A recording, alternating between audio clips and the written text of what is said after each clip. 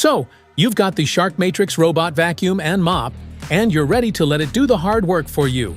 But first, we need to connect it. And once that's done, your shark will be all set to clean smarter than ever. Go to the App Store for iOS or Google Play Store for Android and search for the Shark Clean. Download and install it on your smartphone.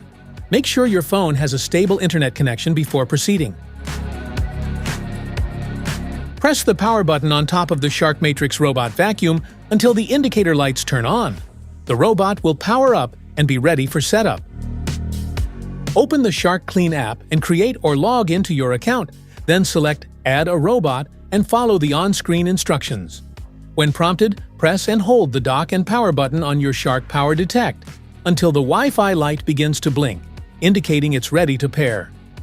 The app will automatically detect your robot, complete the setup, and connect it to your internet. Afterward, you can start or stop cleaning, schedule runs, customize maps, set no-go zones, and monitor maintenance directly from your phone. And that's it. Your Shark Matrix 2-in-1 robot vacuum and mop is now connected and ready to take over the cleaning. Thanks for watching, and don't forget to like, subscribe, and check the link below. See you in the next one.